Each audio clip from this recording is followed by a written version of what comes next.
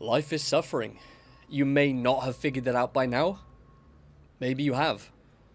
But there will be pockets of grace where everything seems to be going right. Everything's beautiful, dandy. And we see this as living. We see this is how life is supposed to be.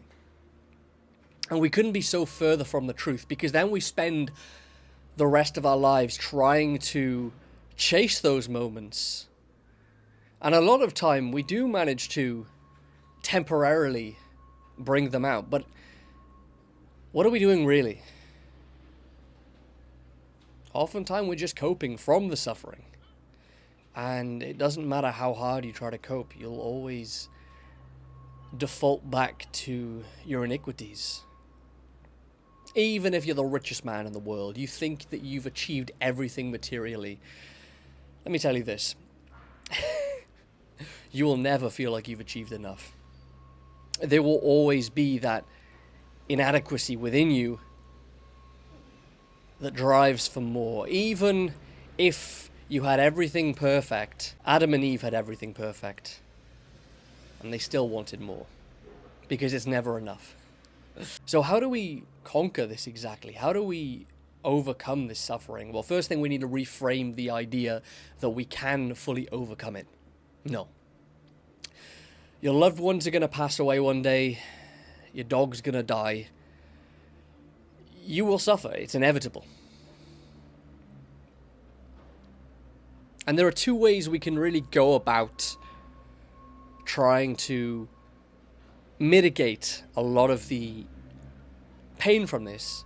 We can either do things for ourselves, so we can buy stuff, look fancy, get rich, and then try and convince ourselves that, yeah, I've got everything going for me. Or, and this is the most important, we can do things for other people. We can say, you know what? I went through a really tough period in my life, and I don't want people to feel the same way that I did. So I'm going to help as many people as I can. They did a study actually comparing Eastern Europe to the West and how people treat themselves to feel better. And they found that in Western countries, people tended to reward themselves by buying themselves gifts. You know, I'll get a motorbike. I'll take myself on holiday.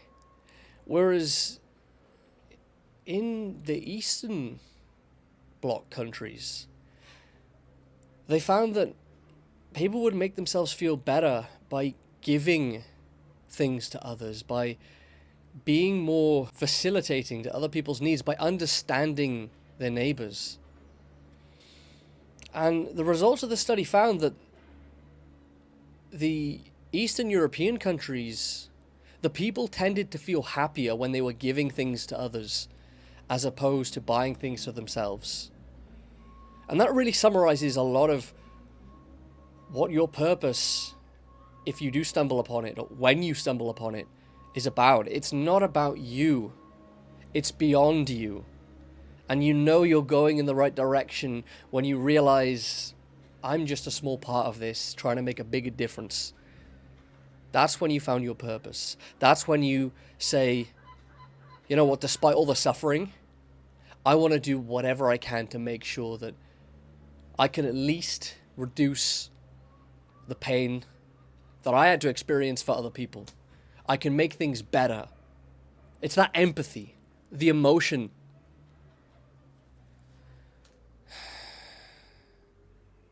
We live in a world that's too afraid of our emotions.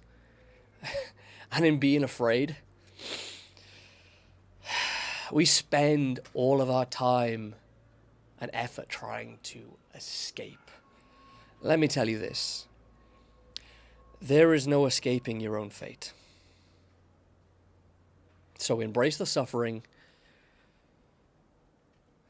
and understand that this world isn't about doing the best for you, but rather giving back to everyone else who were once in the same position that you may have been, or who struggle in certain ways that you may not have experienced, but it brings out empathy in you and wanting to give to these people. We must become forgiving because we were made by God for giving. God bless.